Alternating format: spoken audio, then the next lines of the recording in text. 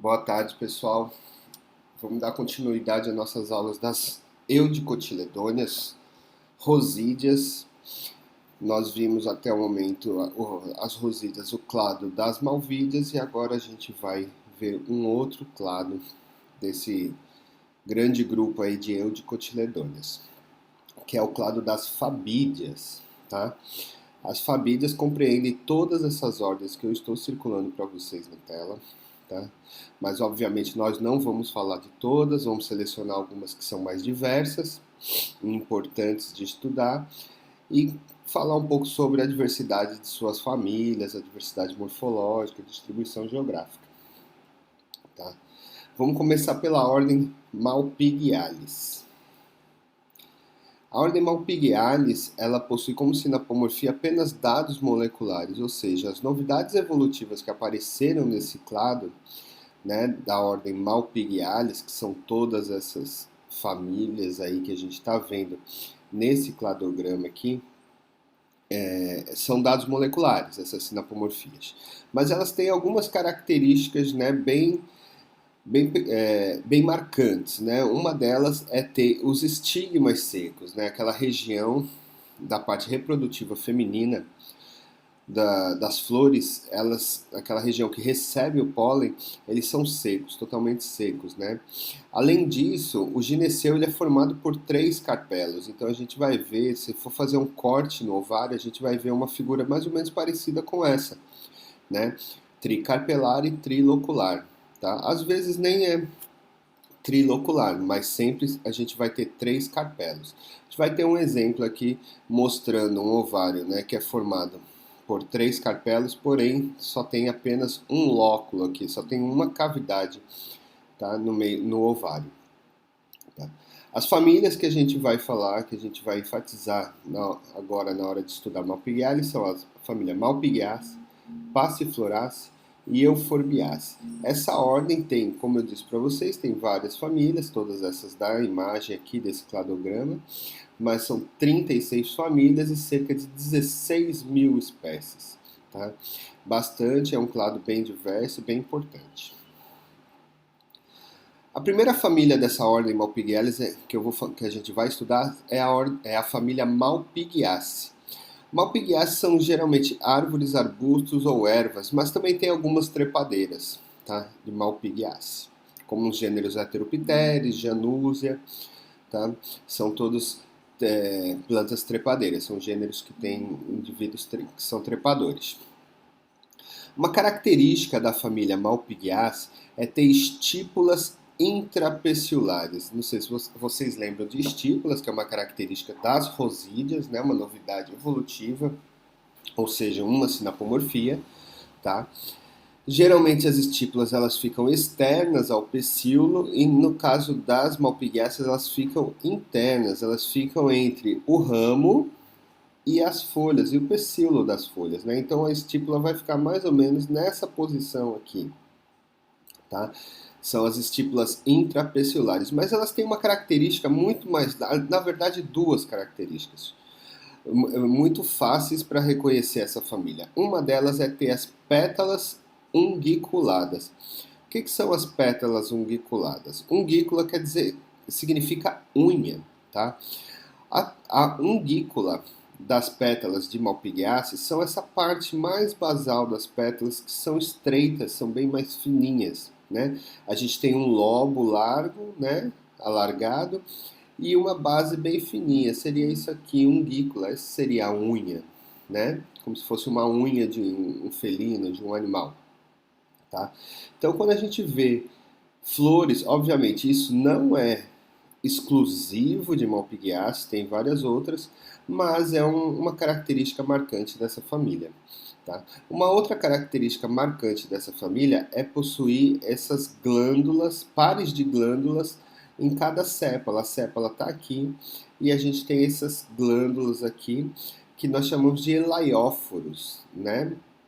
São glândulas que produzem óleos, tá? Nessa imagem aqui a gente vê esses elaióforos melhor. Tá vendo essa aqui, ó? Aqui são os elaióforos, tá vendo? Olha aqui, ó, tá? São essas glândulas que produzem óleo. Aqui, ó, tem um par, a sépala aqui, outro par, a sépala, tá vendo? É fácil reconhecer Malpighiaceae por conta desses elaiófilos. Nenhuma outra família vai ter isso, tá? O que acontece é que algumas espécies de Malpighiaceae não possuem. Algumas não simplesmente não desenvolvem e tem alguns gêneros, principalmente os gêneros africanos, eles não possuem essas duas glândulas, tá? A outra característica bonita aqui, fácil da gente reconhecer, as ungículas. Olha aqui, ó. Tá vendo? Ungícula, o lobo, olha, bem estreitinha na base, né? Então é fácil, vendo pela flor, a gente reconhece facilmente as Malpighiaceae, né? Ela tem uma frutinha também muito bem conhecida da gente, que é essa fruta aqui que parece, nessa foto, nessa figura tá parecendo uma maçã, mas não é uma maçã, essa é uma acerola, tá vendo? É a acerola, ela é pertencente a essa família das Malpighiaceae, tá vendo? São plantas bem bonitas, e tem essa importância econômica aí, né? Que se faz doce, suco com acerola, se consome, né, esse fruto. Uma outra família da ordem Malpighiales, também conhecida da gente, tenho certeza que vocês já conhecem, é a família Passifloraceae, tá? Família Passifloraceae é a família do maracujá. A gente já vai ver aí mais para frente, tá? Geralmente elas têm essas folhas lobadas e as flores elas são muito bonitas. Eu particularmente acho as flores mais bonitas de todas as plantas são as flores de Passifloraceae. As cores são muito vistosas e elas têm essas estruturas diferenciadas aqui, que eu já vou mostrar para vocês o que é, tá? As Passifloraceae, assim como todas as Malpighiales que estão dentro dessa ordem, elas têm 3 carpelos, né? Olha aqui o maracujá. Então elas têm 3 carpelos, mas elas têm apenas um único lóculo. Então se a gente pegar um ovário ou um fruto e cortar, a gente vai ver apenas uma cavidade. Como é que eu sei que esse fruto ele é formado por 3 carpelos? Por conta da placentação. A gente tem 3 placentas aqui, ó. Tá vendo? Então tem 3 grupos de óvulos, que no caso aqui vocês estão vendo já são sementes formadas. Então a gente vai ter um aqui, outro aqui e outro aqui, ó. Tá vendo? Então, isso cada um representa um carpelo nesse ovário, tá? Uma outra característica que eu já mostrei na figura anterior para vocês das Passifloraceae, essa flor, né, com um monte de coisa, tem um monte de informação nessa flor, tem um monte de estrutura diferenciada. O que são essas estruturas? Primeiro, o androginóforo. O androginóforo, andro quer dizer masculino, gino feminino e foro, esse óforo, ele quer dizer o que sustenta. Então seria o que sustenta o masculino e o feminino. E é exatamente isso que acontece na flor. A gente tem o gineceu, que é essa estrutura que eu estou circulando aqui para vocês com o cursor, tá? E o androceu aqui, ó, as anteras, ele é elevado nessa flor por essa estrutura que é o androginóforo, tá vendo? Tá? Ele é elevado, ele não é lá basal como na maioria das flores. Isso seria o androginóforo. Eu vou mostrar nessa, olha aqui, ó.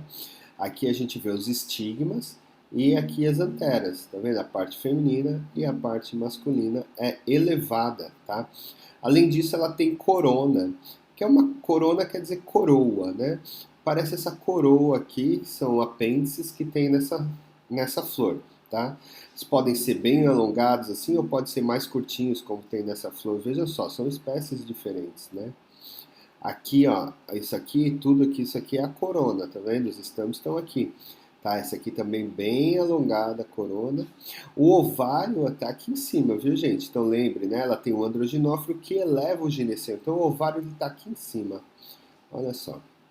Uma outra característica que também, essa não é exclusiva, tem várias outras famílias, mas também é bem característico dessa família Passifloraceae é ter arilo na semente. O arilo é o que? É a polpinha, essa polpinha amarela que está em volta da semente, isso se chama arilo, tá? Tem função, às vezes, de proteção da semente ou até de atração de um dispersor, né? Porque exala cheiro, ela pode né, grudar num animal que vai dispersar essa semente. Então, em geral, são essas as funções de ter um arilo, tá? A terceira família é uma família super importante também, ainda dentro da ordem Malpighiales, é a família Euphorbiaceae. Euphorbiaceae é uma família muito bem distribuída no mundo inteiro, tem muitas espécies, também é bem conhecida, algumas espécies são bem conhecidas e úteis para nós. Nós utilizamos ela talvez diariamente, tá? É da família Euphorbiaceae que se extrai o látex, né? Aquele produto, né? Aquela matéria-prima para se produzir borracha, né? Elásticos, borrachas, etc. Outros, né? Outros também derivados aí, outros produtos, tá? A gente pode fazer borracha de petróleo, né? Que é um mineral, tá? E de látex, tá? É a família de quem? Da seringueira, portanto, né? A seringueira é uma espécie amazônica, então a gente não tem ela como nativa no Nordeste, no Centro-Oeste, no Sudeste, no Sul do país, tá? Mas a gente tem plantações, existem fazendas de seringueira para extração de látex. Aqui mesmo em Pernambuco a gente tem algumas fazendas na Mata Sul ainda têm seus cultivos de seringueira. Tá?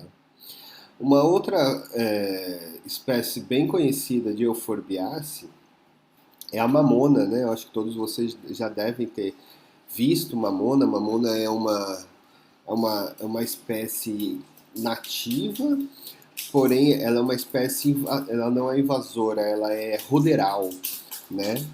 Então ela cresce muito bem em terrenos baldios e assim que sai uma clareira, abre uma clareira e cai uma árvore ou um terreno que esteja desocupado, sem que é limpado, né, que tiram a mata ou tiram a vegetação que está ali, a gente vê rapidamente crescer as mamonas, né? As sementes são facilmente dispersas e elas têm um crescimento muito rápido. Tá? Além disso, se faz biocombustível de mamona, se faz óleo, né, óleo de rícinos, tem outros usos também a mamona. Bom, como é que a gente identifica, como é que a gente caracteriza morfologicamente as euforbiáceas? Uma característica importante é que elas têm flores monoclamídeas. O que eu quero dizer com isso? Né? Ou nuas, né? Monoclamídeas é que elas têm ou sépalas ou pétalas, né? Em geral são sépalas que elas possuem. Ou nem sépala ou são aclamídeas, ou sem sépalas ou pétalas, tá? E também são unissexuadas. A gente vai ter na mesma planta flores masculinas, como aqui em Jatropha, tá? E folhas e flores, desculpe, flores femininas. Olha aqui, tá vendo o gineceu bonitinho, tá vendo? Então é uma característica, né, das euforbiáceas a gente ter sempre as flores de sexos separados, monoclamídeas ou aclamídeas, né?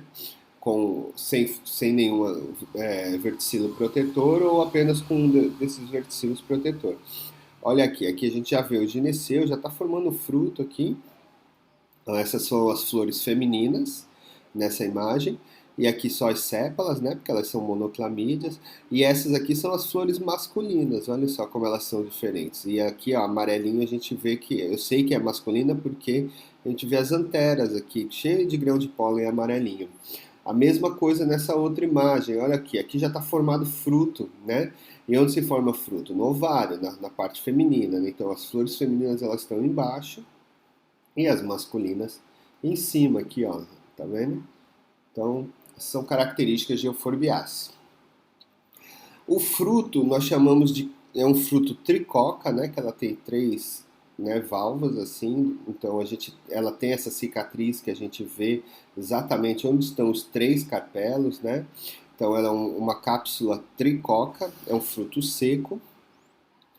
Tem sempre um óvulo por lóculo, ela vai ter, diferente lá das passifloráceas, que tem apenas uma cavidade no ovário, aqui a gente vai ter três cavidades, Em cada cavidade sempre um único óvulo, né? E depois que fecunda esse óvulo, uma única semente, tá?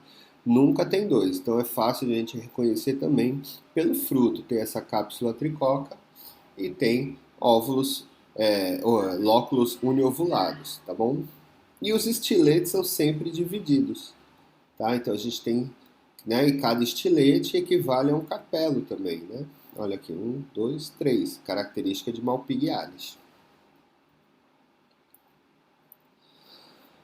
Uma outra, em um gênero, especialmente um gênero, mas é um gênero muito grande de euforbiáceas, que é o gênero Euphorbia, né? Aqui tem Pedilanthus e Thalassampia, mas hoje isso está desatualizado. É o único gênero, hoje esses dois gêneros foram incluídos num outro, que chama Euphorbia.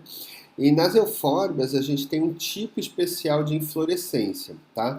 Que nós chamamos de essas inflorescências, na verdade, elas são pseudantos, né? Então são falsas flores, tá? Por que falsas flores? Porque elas se assemelham com uma única flor, mas na verdade é uma inflorescência, é um conjunto de flores, tá? Como por exemplo aqui.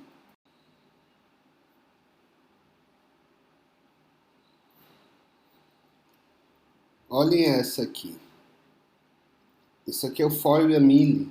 É uma planta que eu tenho certeza que a maioria de vocês já deve ter visto em algum lugar. Ela é muito utilizada para fazer cerca viva, para colocar nas paredes de prédios, de casas, tá? E ela se assemelha, olha, cada estrutura dessa aqui parece uma flor, né? Uma única florzinha, mas não é. É esse pseudanto, tá? Esse aqui em especial nós chamamos de ciátio, é o nome dessa estrutura. Essas duas estruturas aqui avermelhadas parecem ser pétalas, mas na verdade não são, são brácteas, tá? Elas têm a função de proteção das flores também. E as flores estão bem no centro aqui, ó, nesse miolinho aqui. E aqui a gente tem pelo menos três flores, tá bom?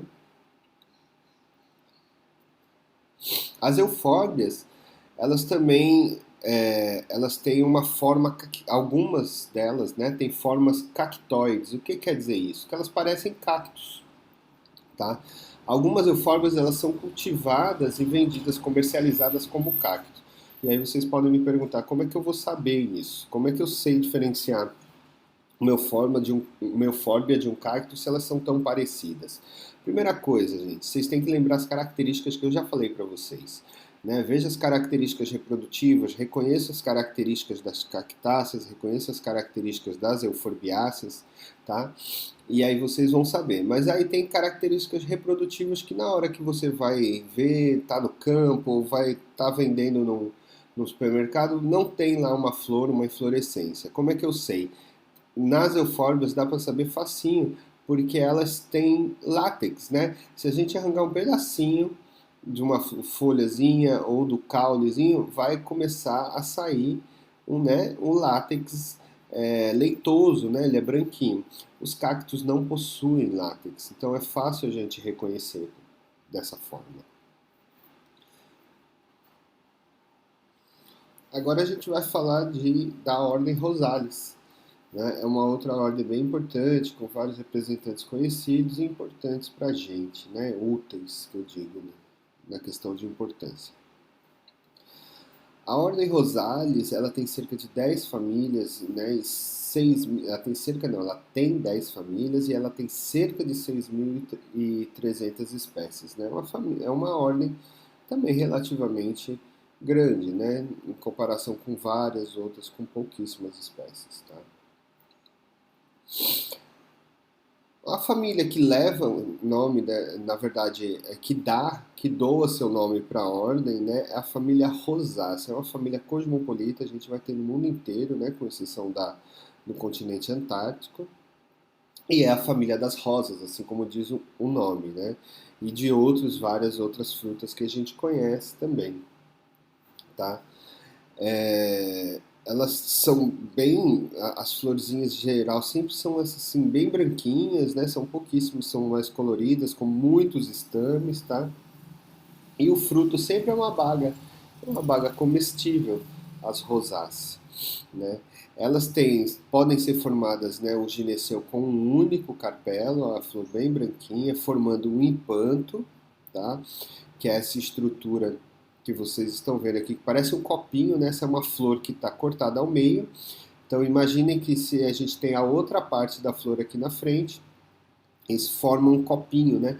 Esse hipanto, ele é formado pela fusão da base das sépalas, dos estames, né?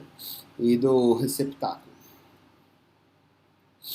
A gente também tem nessa família Rosaceae, né, um gineceu com vários carpelos, né? Como vocês já viram aqui, né? É uma família, né, a família do morango, tá? Essa é a florzinha, né, fragária, que é a florzinha do morango. É isso aqui que vai dar origem ao morango. Olha só que interessante, tá? Cada pontinho desse aqui amarelinho é um carpelozinho desse aqui, ó. Se a gente tem vários carpelos, vocês estão vendo, com uma sementinha dentro, tá? E o morango, essa estrutura suculenta que a gente come, ou faz suco, ou faz doce, o morango é esse eixo aqui que vai segurar os carpelos, né, que está ali suportando os carpelos, né? É um eixo que faz parte do receptáculo floral. Olha só, isso aqui na verdade é o que vai dar origem a esse fruto suculento vermelho, né? Depois de fecundadas as sementes, né, a flor cai as pétalas, né, cai todos os estames e tal, e vai ficar, né, fica até as sépalas aqui, ó. Isso aqui são as sépalas, tá? E isso que vai dar origem ao morango que a gente come, né? As flores elas podem ser perígenas, né, com ovário súpero, vocês estão vendo? Ou hipógenas, elas podem ter ovário ínfero também. Então, em rosácea a gente tem uma grande variedade, né, de morfologias. Né? Em geral, a gente tem sempre que uma família ela tem sempre ovário súpero ou ovário ínfero, mas no caso das rosáceas não, né? A gente tem aqui, né, um ovário súpero com a flor perígena, né, ele é súpero com hipanto, e aqui a gente tem um hipantozinho também formado, mas muito mais curto que esse hipanto grande, porque o ovário ele é o quê? Ele é ínfero, olha só, é uma flor que nós chamamos de epígena, tá? Então a gente sempre tem, as sementes são tem um embrião bem grande, né, com pouco endosperma, e essa família ela é muito conhecida por várias frutas que a gente consome, né? Como vocês já viram, o morango, também a maçã, como vimos no primeiro slide, tá? A pera também a cereja também dessa família, a amêndoa, o pêssego, né? Então a gente tem bastante representante conhecido, útil, que faz parte da nossa alimentação, saindo dessa família. Porém, rosácea, embora a gente tenha representantes que sejam nativos, ela é muito mais diversa em regiões temperadas, é muito mais diversa também, né, no Velho Mundo ou no hemisfério norte, como nos Estados Unidos, em regiões mais frias ou até na Europa, tá? E também no Oriente Médio a gente tem bastante rosácea, né, como várias outras frutas aí. Tá? A gente aqui não tem muita fruta nativa dessa família rosácea. A gente vai ter outras muito mais gostosas, inclusive. Tá? Uma outra família ainda dentro de Rosales é Cannabácea, tá? Cannabácea é a família da famosa cannabis sativa, que vocês podem conhecer também como maconha, tá? Isso eu coloco esse slide porque esse é um debate que está acontecendo bastante agora na sociedade, porque a maconha ela é feito o uso recreativo dela, ela é utilizada como um entorpecente, né? É uma planta que é ilegal de ser cultivada e de produzir esse entorpecente, né? De utilizar, geralmente se fuma, tá? Porém, a cannabis sativa ela tem muito mais a nos oferecer do que simplesmente um uso recreativo, tá? A cannabis sativa atualmente ela é utilizada como um fármaco, né? Então, em vários países bem desenvolvidos, inclusive muito mais desenvolvidos que nós, essa planta já foi liberada, pelo menos, tá, para o uso medicinal. tá? Então ela é utilizada para tratamento de convulsões, para pessoas epiléticas, pessoas em estágio terminal de câncer, ela abre o apetite, ela é utilizada também no tratamento de depressão, de ansiedade, então ela tem muito, muito, né, a nos oferecer do que além dessa do uso recreativo. Eu diria que o uso recreativo é o mínimo, né? Na verdade não é nada perto do que ela tem de benefícios para a gente, para a humanidade. E esse debate ele está ocorrendo agora, né, no Brasil principalmente, né, em alguns países mais desenvolvidos, como eu já disse para vocês. Isso já é caso passado, a cannabis ela já é utilizada como medicinal e tem trazido benefícios. Em alguns países, inclusive, liberaram o uso recreativo, isso também trouxe benefícios, principalmente para a economia, tá? E no Brasil hoje se debate para o uso medicinal, não para o uso recreativo, tá? Isso está tramitando no Congresso, na Câmara dos Deputados, né? Então é importante que apresente ela para vocês. É uma planta, pertence a uma família, uma ordem e traz benefícios para o homem também e para as mulheres também, tá? Uma outra família, essa é uma família também bem interessante, conhecida da gente, é a família Morace. Tá? A família Morace ela é facilmente reconhecida porque ela tem uma estípula terminal. Tá? Lá no final do ramo ela tem uma estípula, essa aqui é até pequena, tem umas que são muito grandes. Tá bom? Elas também, assim como as euforbiáceas, elas possuem látex. Tá? As flores geralmente são monoclamídeas, também como parecida com as euforbiáceas, né? Elas têm os sépalas, ou sépalas ou pétalas, em geral são sépalas, e também são unissexuadas, tá? Muito parecida, então elas têm essa convergência, mas é uma família completamente diferente, de outra ordem, e tem um monte de outras características bem diferentes, e tem história evolutiva completamente diferente das euforbiáceas, tá? Aí, dois representantes aí bem conhecidos da gente, né? A fruta-pão, não sei se vocês conhecem, né? A fruta-pão, ela é dessa família Morácea, e a jaca, né? A jaca tem certeza aí que quem não comeu, mas já viu, né? A gente tem até nome de bairro em Recife,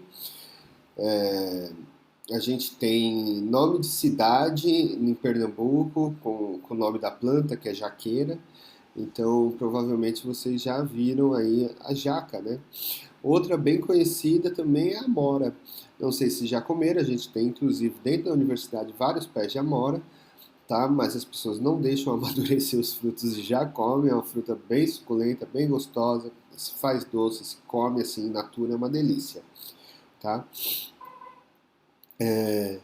E outra é o ficus, né? O figo, se vocês conhecem melhor, talvez como figo, né? O gênero do gênero Ficus.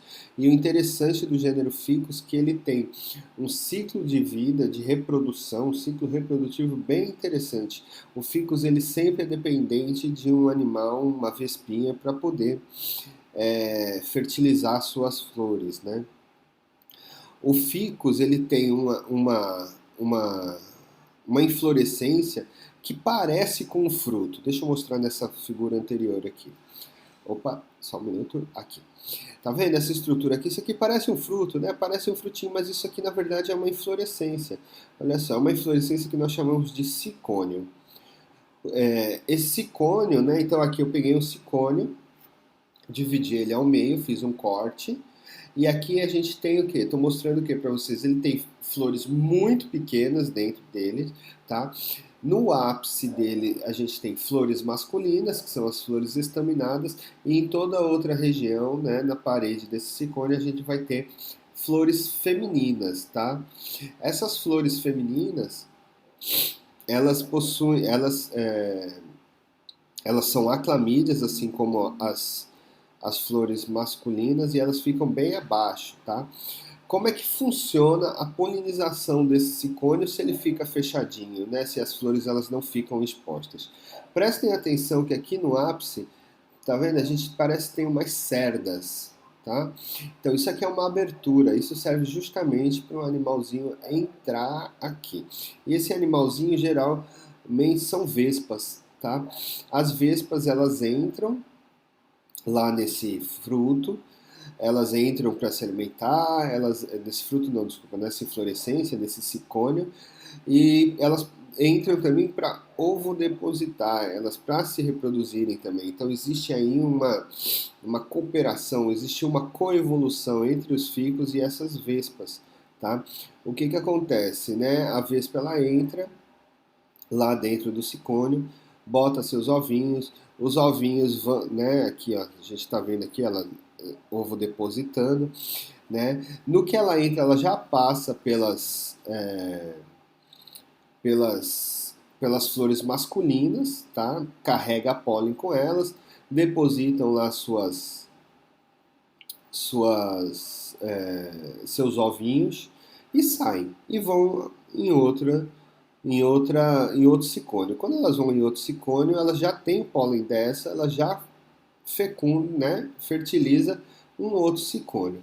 Ao mesmo tempo, a larvinha ela se desenvolve lá na parede, né, o ovo eclode, ela se desenvolve, ela se alimenta ali desse sicônio e depois elas saem levando também, né, ou dispersando semente, né, porque ela come as sementinhas que foram fertilizadas pelas vespinhas que entraram, tá? Então tem todo um ciclo aí, ela é toda uma coevolução, uma codependência tanto do sicônio quanto da vespa aí, né?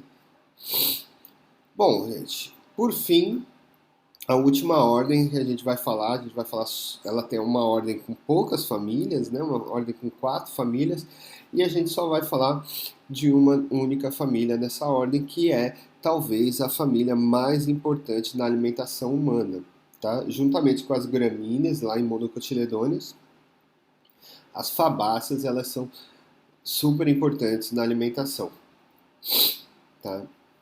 As fabáceas, elas é uma família mega diversa, tem 24 mil espécies, 946 gêneros no mundo, é muita coisa, tá? Lembrando que a gente tem viu nessa aula, famílias com 6, com 6 mil, com 8 mil espécies, as fabáceas têm. A gente viu ordem, às vezes, com 6 mil, 8 mil espécies. Fabáceas tem 24.500 espécies reconhecidas. Tá? No Brasil são 2.800, né, um número altíssimo também, né, dentro de 222 gêneros. E ela é super mega representativa, ela é mega diversa na Caatinga, tá? Nesse ambiente mais seco, não só em Caatinga e Cerrado também, mas na Caatinga ela é a família com o maior número de espécies, né? Ela é muito importante para a Caatinga, tá? Tem aí cerca de 620 espécies, é muita coisa, tá? Elas são facilmente reconhecidas por terem as folhas compostas. Olha aqui, a gente tem as folhinhas compostas, tá vendo aqui? Tá? Olha aqui também as folhinhas compostas, né? Uma folha com vários folíolos, tá? E tem pulvinos nessas folhas, né? Os pulvinos são essa parte no pecíolo, tá vendo aqui tem uma folha, olha só. E aí na base dele, peguei aqui em detalhe, a base tem essa região mais inchada aqui, ó, mais gordinha, tá vendo? Isso aqui é o que nós chamamos de pulvino, né? Tem mais células aí. O pulvino ele é importante para dar movimentação, né? Como se fosse uma articulação dessas folhas. Tá? Então a gente sempre vai ter pulvino nas leguminosas. Folha composta com pulvino, sempre a leguminosa, né? O fruto é uma vagem, tá? Aqui a gente tem o ovário, vocês estão vendo aqui. Aqui é uma florzinha que caiu as pétalas, tá? Do jatobá, olha aqui o jatobá. Hymenaea stignocarpa. Tá? E aí caiu, e aqui vocês estão vendo, aqui tem o frutinho, o fruto não, desculpa, o ovário que vai se desenvolver no fruto. E o fruto que nós chamamos, né, biologicamente de legume, tá? Lembrando que a gente também chama outros vegetais de legumes que, na verdade, biologicamente, eles não são legumes, eles são legumes popularmente. Por exemplo, a cenoura, a batata, a berinjela, nós todos chamamos isso de legumes popularmente, mas biologicamente isso não é legume. Legume é um termo biológico para esse tipo de fruto que é a vagem, sabe? A vagem de ervilha, a vagem de feijão, tá? Tudo que tem vagem é um legume, é um fruto-legume. E esse fruto, em geral, ele é formado por um único carpelo, na verdade, uma única folha carpelar com placentação marginal. Como a gente está vendo aqui, ó, aqui são os óvulos, os dois óvulozinhos, tá? É como se eles tivessem se fechado, tá? A gente tem, tradicionalmente, isso já mudou, mas eu vou falar dessa maneira para vocês, para a gente não embolar muito as coisas, mas quem tiver mais interesse pode pesquisar sobre. As fabáceas tradicionalmente eram reconhecidas, classificadas em três subfamílias, né? A primeira é Cesalpinoide, o nome dessa subfamília aqui. Tá? A gente tem uma segunda subfamília Mimosoide, lembrando, gente, mais uma vez, que isso era uma classificação tradicional que vem mudando com os novos estudos filogenéticos. Quem tiver interesse pode pesquisar mais, tem já isso facilmente na internet a gente acha, ou se não me pergunta, né, me faz um comentário no Classroom que eu passo o texto para vocês lerem. Tá? A segunda mimosoide e a mimosoide facilmente a gente reconhece porque ela tem essas inflorescências que parece também uma única flor com os estames bem alongados, né? Então parece uns pomponzinhos assim, parece uns tufos, né, de cabelinho. Tá? Então é fácil a gente reconhecer. Então viu folha composta com pulvino, isso aí é dessa família mimosoide. Olha só, elas têm um gênero que é bem representativo na família mimosoide, que é o gênero Inga, né? Vocês podem conhecer como Ingá, que é essa frutinha aqui, ó, o Ingá mirim, né? Isso aqui a gente come, né? A gente come o quê? Na verdade, a gente come o arilo, que é essa estrutura que parece um algodão, a semente é o que está dentro, ó. O arilo, esse algodão, ela cobre a semente. É a mesma coisa como no maracujá. Lembrem que o maracujá tinha arilo? As leguminosas também têm arilo. Se vocês, quem já debulhou feijão, sabe que também tem arilo no feijão. Isso é uma característica também das fabáceas, né? Das leguminosas. E aqui, ó, um fruto legume. Vejam só, um fruto bem grande. Esse senhor aqui, ó, peguei o fruto enorme dessas ingas, assim, são bem grandes, assim, podem produzir legumes enormes, tá? O grão de pólen das mimosoides, eles são reunidos em políades, né? É diferente das orquidáceas que estavam em políneas, né? Políades são só conjuntos de grãos de pólen normal, assim, ele não tem nenhuma outra estrutura, tá? E a subfamília mais diversa dentro das Fabaceae, né, é a família que a gente pode chamar de Papilionoide ou de Faboide, né? Tá dentro dessa família aqui a maior parte dos alimentos, né, que a gente extrai dessa família e que eu vou mostrar para vocês, tá? Mas antes de mostrar, antes de falar, na verdade, eu queria mostrar para vocês a morfologia dessa subfamília que é bem interessante, né? Elas têm flores com pétalas completamente diferenciadas e são zigomorfas, né? A gente tem uma simetria bilateral, isso quer dizer zigomorfa. Aqui eu peguei uma florzinha dessa aqui, ó, e separei todas as pétalas que elas têm, né? Então elas têm uma pétala enorme, grande como essa aqui que vocês estão vendo, que a gente chama de estandarte, tá? Tem pétalas menores que nós chamamos de asa, tá? Tem uma pétala maior e central, que é essa aqui, ó. As asas seriam essas duas aqui, uma asa 1 e asa 2, e a gente tem outras duas pétalas aqui que formam aqui essa, né, essa estrutura que nós chamamos de carena. Então, por conta dessa diferença da morfologia das sépalas, né, a gente dá nome das sépalas, não, desculpa, das pétalas, a gente dá nomes diferentes para essas pétalas, tá? O fruto, geralmente, é um legume, como aqui no tamarindo, olha só, tamarindo também é uma fabácea, tá?